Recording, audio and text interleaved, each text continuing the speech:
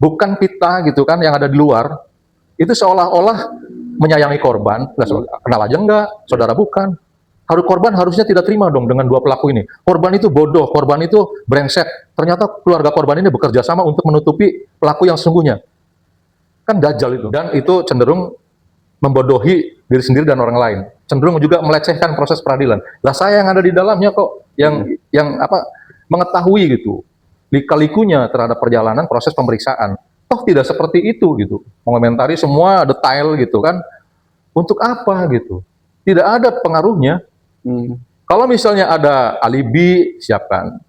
Iya Pak, saya waktu itu bersama Ririn gitu. Di mana waktu jam kejadian? Atau saya melihat sosok Joko. Ternyata Joko itu orang sini, tinggal di sini. Pokoknya, aduh, saya kalau masih mengomentari itu, saya malah ikut bodoh gitu. Saya malah ikut blow on gitu. Kepala, ya? Saya menjerumuskan diri saya sendiri kepada lubang pembodohan. Gitu. Sudahlah, apalagi menuduh klien saya ya. Yeah. Karena saya pengacaranya ayahnya Pak Amaniani gitu kan. Oke. Itu rasanya ini sudah fitnah yang luar biasa. Berkali-kali disampaikan, bahkan berkali-kali juga sebenarnya sudah saya klarifikasi. Saya sudah jelaskan dalam beberapa gitu, dalam video-video saya, bahwa Amaniani sudah hilang di tahun 2016. Tidak mungkin, mustahil gitu. Kalau orangnya masih ada dan masih hidup, itu dia tidak muncul, ya. Jadi janganlah dihadang lagi dengan narasi gitu bahwa Amaniani takut muncul, karena Amaniani ini punya kasus gitu kan, punya perkara yang harus dia hindari. Dia tidak dalam kondisi berperkara, Pak Amaniani itu. Soal masalah BJB, kredit BJB, itu ada yang bertanggung jawab. Debitur-debitur yang mangkrak bayar itu, 5 konsorsium ya, 5 konsorsium developer yang sudah diinventarisir oleh Bank Jabar, mereka lah yang bertanggung jawab. Dan debitur-debitur di bawahnya yang jumlahnya ratusan, itu mereka yang bertanggung jawab untuk mengembalikan. Iya, yang akumulasinya 24 miliar gitu. Seolah-olah kan dikesankan Pak Amaniani ini kabur gitu kan, menyembunyikan diri karena dia harus bertanggung jawab terhadap pengembalian uang 24 miliar ini. Dan dia dikesankan orang yang korup. Tidak seperti itu kondisi hukumnya. Boleh dicek dari tahun berapa. Karena sekarang peluangnya ada. Kalau dulu dalam KUHP yang lama itu tidak ada. Persidangan banding itu cenderung hanya memeriksa berkas dan membaca memori, tangkisan-tangkisan dari pemohon banding gitu kan, terhadap putusan dan pertimbangan hakim pengadilan di bawahnya gitu. Kalau sekarang dalam KUHP yang baru ini diberikan satu ruang gitu untuk bisa menghadirkan saksi dan alat bukti yang ada relevansinya gitu tentunya dengan peristiwa pidana yang sudah diperiksa di pengadilan tingkat pertama gitu. Di pasal 290 dan 291 KUHP yang baru ini kayaknya, kalau saya nggak salah ya, kalau saya salah dikoreksi.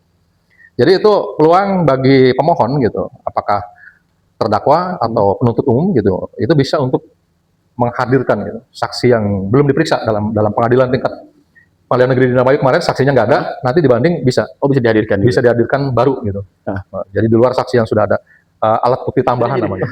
Motivasi apa sih yang bisa dilihat dari yang tadi dikatakan sekelompok orang yang terus membangun narasi mundur ke belakang? Motivasi. Jadi pertama motivasinya dia hanya ingin dipercaya sebagai orang yang pinter gitu, sehingga itu sebagai bahan promosi juga sebenarnya. Promosi untuk supaya orang ini tertarik. Waduh ya, bapak itu hebat, ibu itu hebat gitu kan. Itu aja sebenarnya pancingan-pancingan kepada publik supaya orang itu mempercayakan perkaranya pada dia gitu. Padahal dari sudut menganalisa kasus Pak Indramayu pun berantakan. Lambe Dirga, rewelitas sepanjang hari. Kasus yang sudah inkrah, namun terus diproduksi, terus-menerus, dan masih terus diperbincangkan, yakni kasus Pak Oman. Sekelompok ataupun satu golongan masih terus memproduksi narasi-narasi perihal kasus Pak Oman. Sudah bersama saya yang sudah lama tidak bersua selepas kasus Pak Oman Indramayu ini, Bung Ruslandi. Ya, Mas Ebi, tambah sehat ya.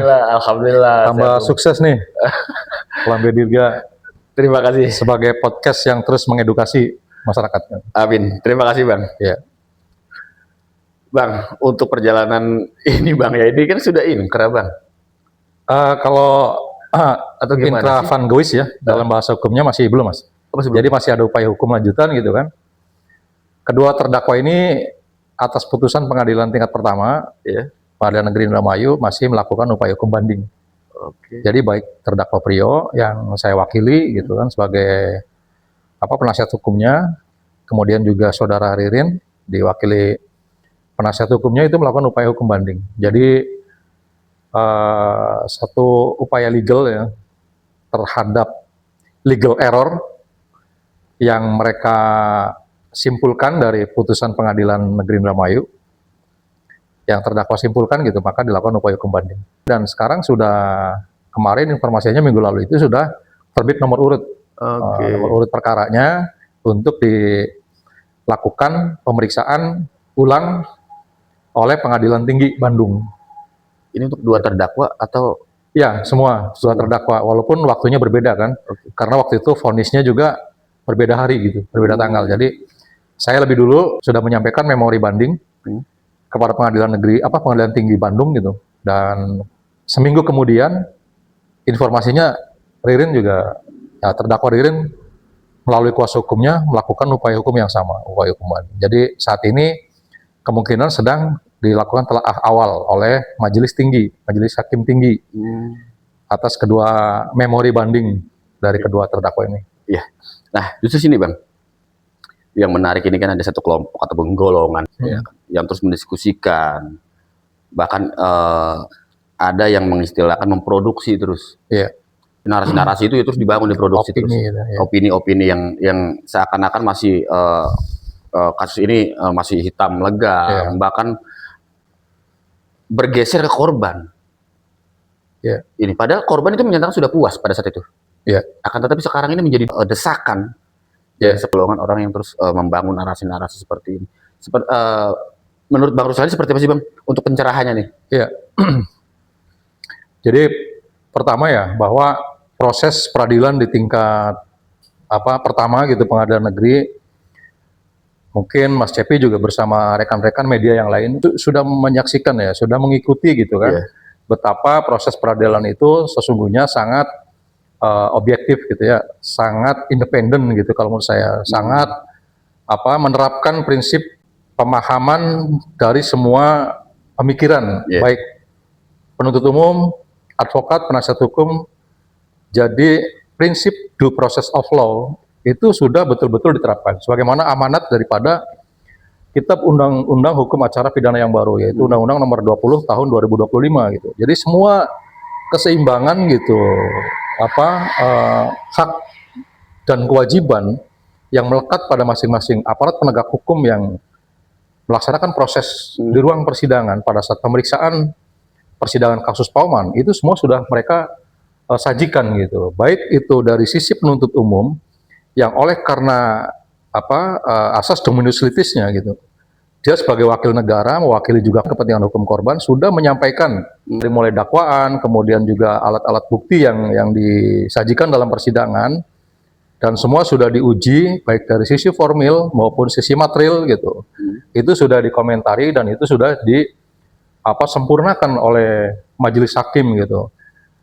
Sebagaimana yang diketahui oleh kita orang-orang yang belajar hukum gitu kan, bahwa dalam proses pemeriksaan peradilan pidana, hakim sangat aktif gitu. Bahkan diamanatkan untuk proaktif menggali kebenaran material untuk menemukan kesejatian peristiwa, untuk menjadikan peristiwa pidana itu terang melebihi cahaya. Itu sudah dilakukan. Ada tambahan-tambahan hak dari hakim yang juga untuk menumbuhkan keyakinannya, itu sudah dilaksanakan di dalam ruang persidangan. Begitu juga dengan pembela daripada terdakwa. Sudah sedemikian rupa dan kesempatan dan waktu gitu diberikan oleh majelis hakim untuk mempertahankan argumentasinya, untuk mempertahankan konsep-konsep pembelaannya gitu kan. Seperti misalnya penundaan waktu beberapa agenda sidang yang diperuntukkan untuk kesempatan bagi pembela terdakwa untuk misalnya menghadirkan saksi ahli dari semua alat bukti yang dikomentari gitu. Apakah itu alat bukti digital, alat bukti elektronika gitu kan, itu diberikan kalau misalnya tidak puas atau tidak setuju dengan pendapat penuntut umum sehingga harus melakukan koreksi terhadap alat bukti digital, itu juga diberikan kesempatan sebenarnya. Cuma memang mungkin dari tim pembela terdakwa yang menghendaki uji forensik digital itu tidak pada akhirnya tidak menghadirkan gitu saksi ahli, hanya ahli dari pidana ya. Dan itu semua rangkaian yang sudah dipersiapkan oleh Pengadilan Negeri Indramayu, oleh majelis hakim gitu kan, untuk sebenarnya memberikan kesempatan yang seimbang antara penuntut umum dengan advokat pembela gitu kan, diberikan porsi yang sama. Nah saya pikir gitu, apapun yang menjadi dinamika di persidangan, yang terjadi dan berkembang di dalam proses pemeriksaan di persidangan, itu sudah cukup secara komprehensif gitu, memenuhi aspek-aspek keadilan, aspek-aspek proses yang due process of law gitu. Sehingga kalau pada akhirnya jatuh dalam vonis gitu kan, sebagai beban pertanggungjawaban atau putusan pertanggungjawaban pidana terhadap terdakwa, ini sudah melampaui beberapa kajian gitu, beberapa aspek yuridis yang wajib dilakukan. Baik, artinya pada saat itu majelis juga membuka ruang lebar untuk pembela, untuk melakukan pembelaan. Iya, betul. Seperti apa? Betul Mas Epi. Jadi memberikan ruang yang luas gitu kan, seluas-luasnya, semata-mata untuk mencari kebenaran material gitu kan terhadap peristiwa pidana yang cukup menggemparkan nasional ini kan. Dan kalau misalnya sekarang gitu kan terhadap putusan perkara kasus Pak Oman sudah dilakukan upaya hukum banding gitu. Nah, tapi di luaran gitu, memang saya juga sempat sering melihat ya beberapa komunikasi massal gitu di Medsos ya? platform TikTok gitu kan, terutama kan komal-komal begitu. Ada beberapa pemerhati hukum gitu kan, yang terus menghasut gitu kan, menghasut pemikiran publik gitu kan, dengan asumsi-asumsinya gitu. Dengan pembenaran-pembenarannya yang dia akui sendiri, yang dia nilai sendiri, dengan diperhadapkan apa yang sudah dipertimbangkan oleh majelis hakim gitu.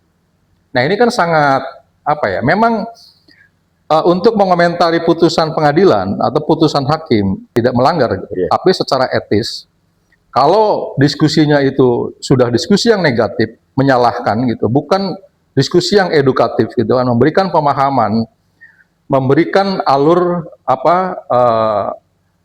kajian gitu kan dari aspek hukum terhadap konsep pertimbangan hakim dalam memutuskan vonis pengadilan, itu sudah offset kalau menurut saya. Sudah di luar konteks kebenaran gitu. Apalagi tujuannya itu untuk meyakinkan publik untuk tidak percaya pada proses peradilan, bahkan pada putusan pengadilan gitu. Jangan mempercayai. Itu kan seperti itu narasi yang bisa narasi yang dibangun itu tetap dengan sistem mundur, tidak sistem maju ya. Iya, tidak maju ke depan. Tidak mengarahkan satu bentuk upaya hukum yang konstruktif gitu kan. Tapi lebih kepada diksi dan narasi yang destruktif. Artinya merusak seluruh tatanan yang sudah dibuat per kalimat per alinea gitu, dikomentari gitu. Lagi-lagi komentarnya itu basisnya itu asumsi sendiri. Itu menunjukkan orang yang egois kalau menurut saya. Orang yang egois, orang yang merasa dirinya paling benar gitu, merasa dirinya paling pinter, padahal dia di luar sistem gitu. Lalu apakah akan mempertahankan pola itu, pola lama tadi mundur ke belakang, coba mengulik persoalan di belakang, selain ya membangun strategi ke depan, menyiapkan persiapan ke depan, apakah itu sistem-sistem orang seperti itu? Iya, jadi kalau menurut saya, alangkah lebih baiknya kan kita semua tahu kalau orang yang sering berpraktek pidana ya, bahwa pengadilan tingkat pertama dan pengadilan tingkat banding ini masih ranahnya yudek fakti gitu. Jadi masih bisa melakukan pemeriksaan apabila dikehendaki oleh majelis hakim banding gitu kan, dimungkinkan untuk pemeriksaan saksi tambahan atau mengulang saksi yang sudah pernah diperiksa. Lagi-lagi untuk meyakinkan majelis hakim tinggi dalam mengadili sendiri misalnya, untuk menemukan keyakinan dalam proses untuk memperoleh pertimbangan hukumnya dalam rangka mengadili sendiri ketika ingin berbeda putusannya dengan pengadilan di bawahnya. Baik Bang, untuk banding sendiri apakah pembela sudah bersedia ataupun sudah menyiapkan bukti-bukti baru atau memang bukti lama yang akan Pertegas lagi. pertegas lagi? Iya. Jadi semua tergantung ya, Mas Evi. Semua tergantung apakah pembela ini akan menemukan bukti baru atau menghadirkan bukti baru gitu kan. Karena sekarang peluangnya ada. Kalau dulu dalam KUHP yang lama itu tidak ada. Persidangan banding itu cenderung hanya memeriksa berkas dan membaca memori, tangkisan-tangkisan dari pemohon banding gitu kan terhadap putusan dan pertimbangan hakim pengadilan di bawahnya gitu. Oke. Kalau sekarang dalam KUHP yang baru ini diberikan satu ruang gitu untuk bisa menghadirkan saksi dan alat bukti yang ada relevansinya gitu tentunya dengan peristiwa pidana yang sudah diperiksa di pengadilan tingkat pertama gitu. Di pasal 290 dan 291 KUHP yang baru ini kayaknya kalau saya nggak salah ya, kalau saya salah dikoreksi. Jadi itu peluang bagi pemohon gitu, apakah terdakwa atau penuntut umum gitu, itu bisa untuk menghadirkan gitu, saksi yang belum diperiksa dalam pengadilan tingkat pengadilan negeri di Indramayu kemarin saksinya nggak ada, nanti dibanding bisa. Oh, bisa dihadirkan. Bisa dihadirkan baru gitu. Ah. Jadi di luar saksi yang sudah ada, alat bukti tambahan namanya gitu. Artinya untuk mencari keadilan lebih leluasa di sini. Lebih leluasa sebenarnya. Tinggal kita ajukan gitu kan, mohon diperiksa, dilakukan pemeriksaan ulang dengan menghadirkan alat bukti tambahan. Itu kalau dikabulkan oleh hakim, hakim akan pelajari nanti apakah relevan dan penting untuk dilakukan pemeriksaan ulang di tingkat banding, ya nanti akan dipersidakan waktu dan ini gitu kesempatannya. Tapi belum tahu kapan untuk Bang Ruslan sendiri Kalau jadwalnya. Kalau saya hanya membantah aja, mengklarifikasi gitu, mengkonfirmasi, mengklarifikasi terkait dengan pertimbangan-pertimbangan hukum. Karena saya masih di tingkat banding ini sampai hari ini saya masih belum menemukan kondisi suasana baru yang bisa untuk mempertajam gitu pembelaan saya kemarin dalam pledoi dan dalam duplik. Jadi kalau misalnya nanti besok lusa gitu, minggu depan atau bulan depan, saya bisa menyimpulkan ada fakta baru gitu yang bisa saya sajikan kepada Yudek Fakti atau nanti di PK gitu, karena kalau Yudek Juris itu hanya menguji penerapan hukum dan apabila ada kealfaan daripada hakim dalam menerapkan hukum itu. Nah nanti peluang lebih besarnya mungkin di PK. Kalau misalnya kita betul-betul memiliki keadaan baru atau bukti baru yang disebut novum gitu.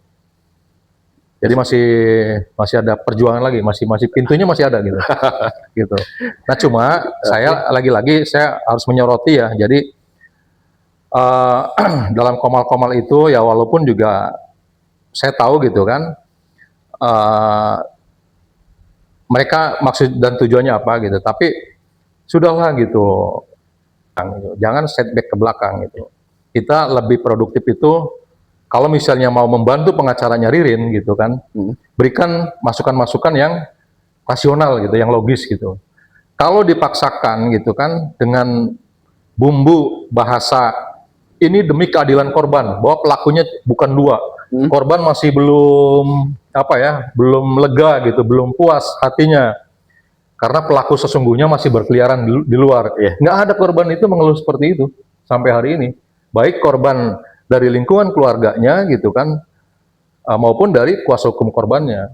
Korban itu sudah puas, Mas Cepi, terhadap putusan pengadilan negeri Indramayu kemarin itu yang menetapkan 2 orang pelakunya dan sudah dihukum setimpal dengan perbuatannya gitu. Jadi sudahlah, apalagi menuduh klien saya ya. Karena saya pengacaranya ayahnya Pak Amaniani gitu kan. Itu rasanya ini sudah fitnah yang luar biasa, berkali-kali disampaikan, bahkan berkali-kali juga sebenarnya sudah saya klarifikasi, saya sudah jelaskan dalam beberapa gitu, dalam video-video saya, bahwa Amaniani sudah hilang di tahun 2016. Tidak mungkin, mustahil gitu. Kalau orangnya masih ada dan masih hidup, itu dia tidak muncul. Ya. Jadi janganlah dihadang lagi dengan narasi gitu bahwa Amaniani takut muncul karena Amaniani ini punya kasus gitu kan, punya perkara yang harus dia hindari. Dia tidak dalam kondisi berperkara, Pak Amaniani itu. Soal masalah BJB, kredit BJB, itu ada yang bertanggung jawab. Debitur-debitur yang mangkrak bayar itu 5 konsorsium ya, 5 konsorsium developer yang sudah diinventarisir oleh Bank Jabar, mereka lah yang bertanggung jawab, dan debitur-debitur di bawahnya yang jumlahnya ratusan, itu mereka yang bertanggung jawab untuk mengembalikan. Iya, yang akumulasinya 24 miliar gitu kan, seolah-olah kan dikesankan Pak Amanian ini kabur gitu kan, menyembunyikan diri karena dia harus bertanggung jawab terhadap pengembalian uang 24 miliar ini. Dan dia dikesankan orang yang korup. Tidak seperti itu kondisi hukumnya. Boleh dicek dari tahun berapa. Sekarang orang mengecek status orang sebagai tersangka atau sebagai saksi atau sebagai pelaku itu sangat mudah kok. Dan selama itu BJB tidak melakukan pelaporan pidana sebagaimana yang sudah disampaikan oleh Pak KDM dalam podcastnya, yaitu mungkin pertimbangan BJB gitu. Jadi jangan seolah ini satu kong kalingkong big boss gitu kan, untuk bagaimana menyembunyikan Amaniani supaya tidak bertanggung jawab. Yang bertanggung jawab ada proses hukumnya nanti dari apa yang saya sudah laporkan di Polda, itu nanti insya Allah akan merembet semua kepada pembuktian terhadap kebocoran uang negara yang mundur di tahun 2015-2013 lah kisarannya segitu ya, karena 2016 baru dilakukan investigasi gitu. Artinya peristiwa penggelontoran kredit macet itu terjadi di kisaran tahun 2013-2015 gitu. Tapi Abang kantongi nama-nama debitur tadi sudah ada, sudah ada, dan sudah saya sampaikan ke Polda. Sudah sampai. Ini nama-namanya, ini alamatnya, iya jumlahnya. Kemudian ini orang-orang debitur-debitur yang di bawah, misalnya nama si A, nama si B, nama si C, dan ini rantingnya gitu, ranting yang atas rekomendasi ini, sehingga akhirnya mengambil uang kurang lebih kreditnya bervariasi ya antara 400 juta sampai 500 juta satu orang debitur. Itu sangat banyak kan, ada sekitar mencapai 100 gitu. Nah, itu makanya uang kredit usaha rakyat waktu itu KUR yang dititipkan kepada BJB untuk disalurkan kepada masyarakat, itulah yang terjadi NPL kondisinya. Kredit macet lah bahasa awamnya gitu. Nah, kembali ke tadi masalah Amaniani yang dituding masih hidup, bahkan ada narasi mengatakan Amaniani di Papua. Di Papua? Amaniani masih di Papua. Ada narasi seperti itu, dan itu juga coba dikuatkan kembali. Yang pakai topeng itu? Pakai topeng. Pakai apa namanya? Topengmu. Pakai yang bolong-bolong itu. Entahlah, saya nggak bisa ngebayangin seperti apa. Ya itulah Mas Cepi. Jadi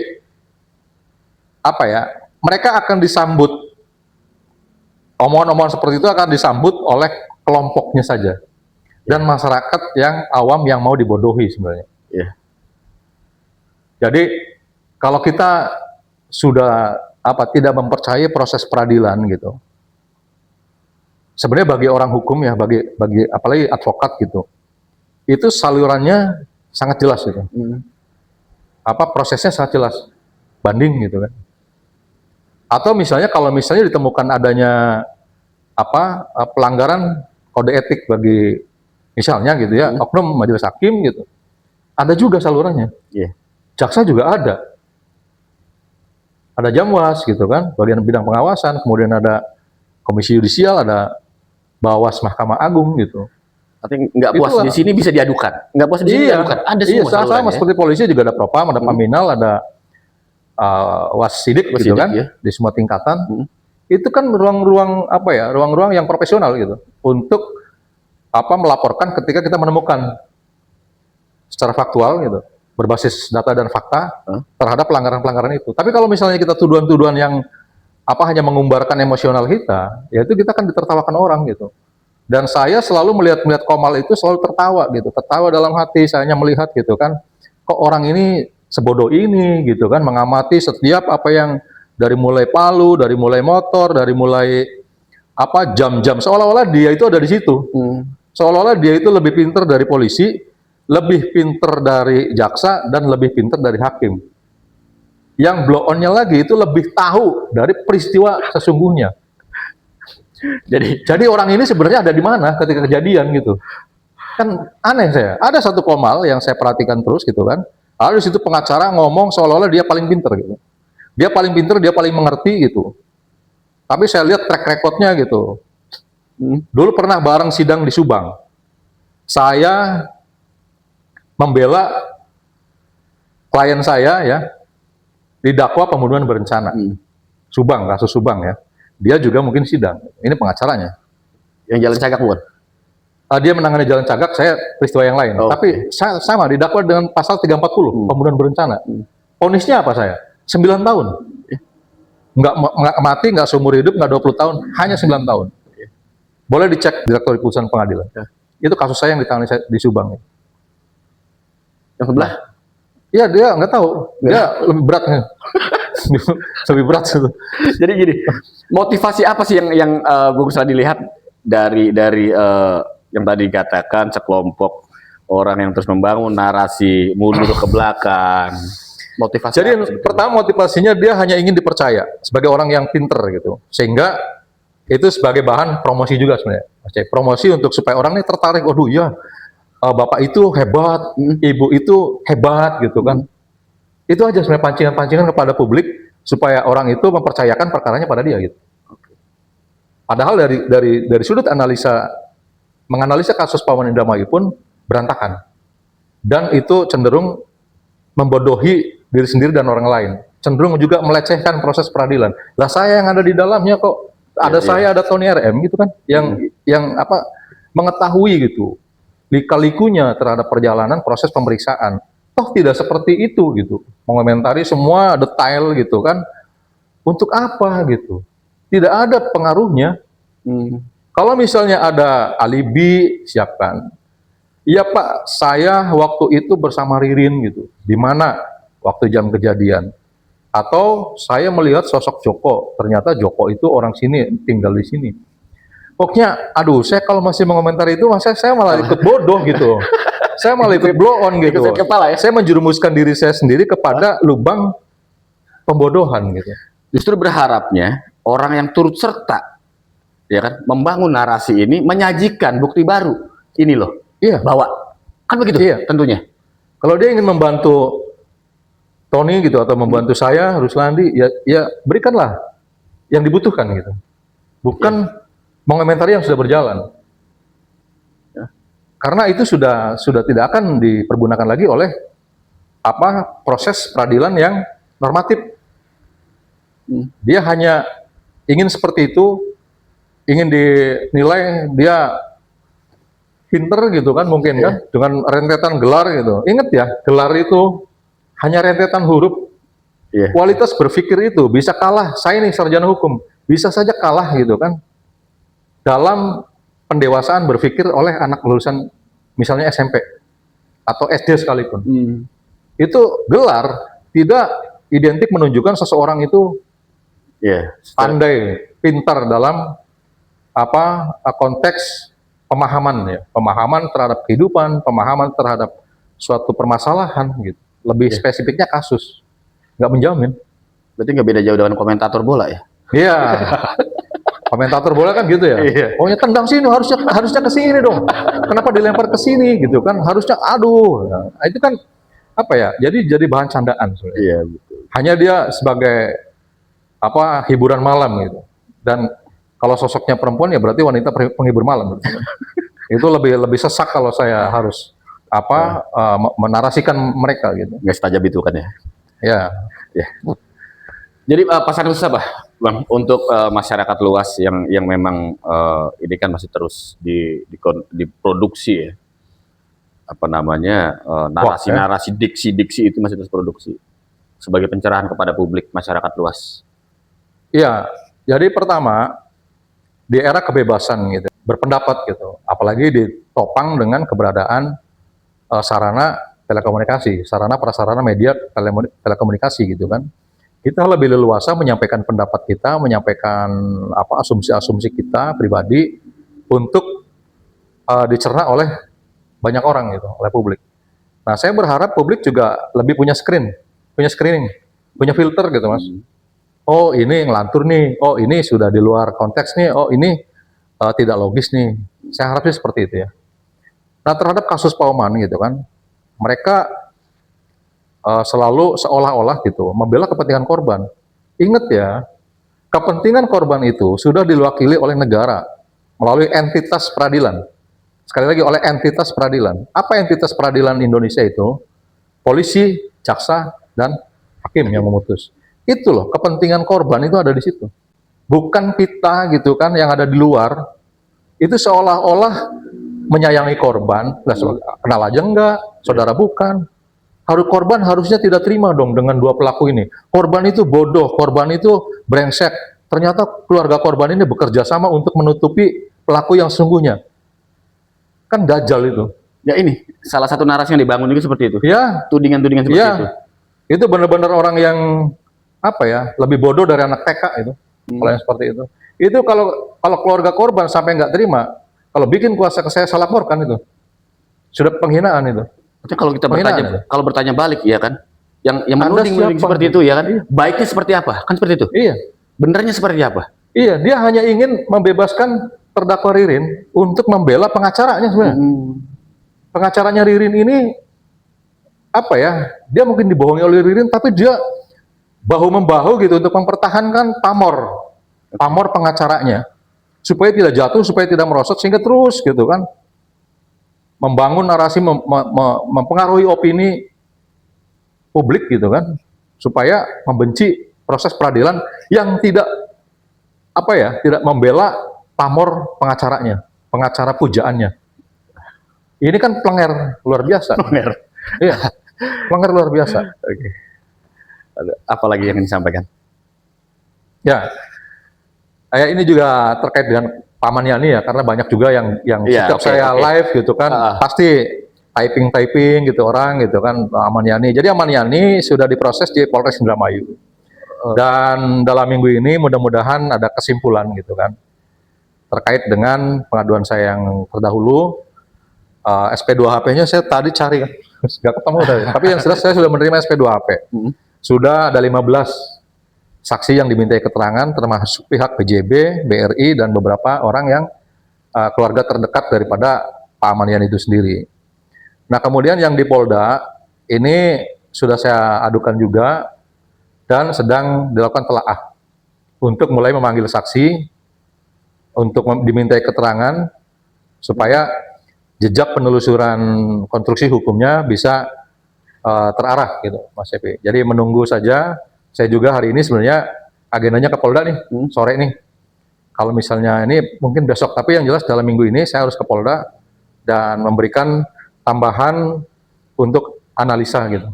Analisa membantu penyidik supaya lebih terarah pihak mana dulu yang harus dimintai keterangan. Semuanya mengarah kepada bagaimana cara Pak Maniani menghilang atau dihilangkan gitu. Mudah-mudahan nanti ketemu. Walaupun misalnya gitu kan, ternyata pelakunya setelah dari serangkaian pemeriksaan, penyelidikan dan penyidikan, pelaku penghilangan Pak Maniani ini sudah dihukum berat gitu. Maka nanti vonisnya bisa 0. Karena sudah jatuhi pidana maksimal gitu, yang paling tinggi. Tapi ternyata kesimpulannya bahwa tersangkanya pelakunya adalah orang yang sama gitu. Maka akan tetap divonis, disidangkan, tapi vonisnya 0. Nggak double ya? Enggak. Tapi paling tidak gitu kan, keluarga Pak Maniani ini menemukan kepastian hukum. Ya. Kepastian hukum kalau Pak Maniani ini hilang atau dihilangkan gitu. Dan kalau dihilangkan, dengan cara bagaimana dia dihilangkan, apakah diikat, apakah dibunuh, seperti apa gitu kan. Dan yang paling penting adalah siapa yang menghilangkan. Tapi bukan sembunyi kan? Tidak, saya yakin tidak. Tidak sembunyi. Ya. Tidak akan sembunyi. Oke. Tidak pernah sembunyi, dan betul-betul Pak Maniani hilang. Baik. Karena tidak ada alasan dia untuk sembunyi, dia tidak dalam kejaran hukum. Orang yang sembunyi itu pasti dalam kejaran hukum. Dan saya berani bertaruh ya, silahkan tunjukkan di mana letak pidananya Pak Maniani. Delik pidananya di mana?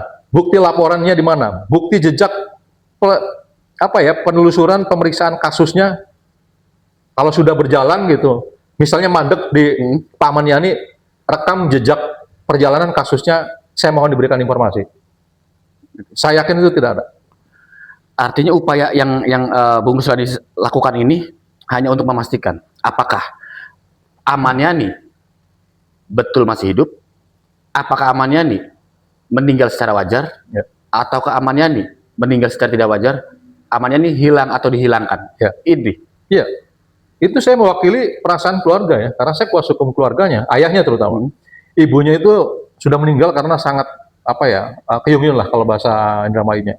Sangat kangen yang berlebihan dan mencari di mana keberadaan anaknya. Itu sampai meninggal. Sekarang tinggal bapaknya dan bapaknya memberikan kuasa ke saya. Jadi saya memperoleh kuasa dari ayahnya, ayah kandungnya, Pak Mad Yasin.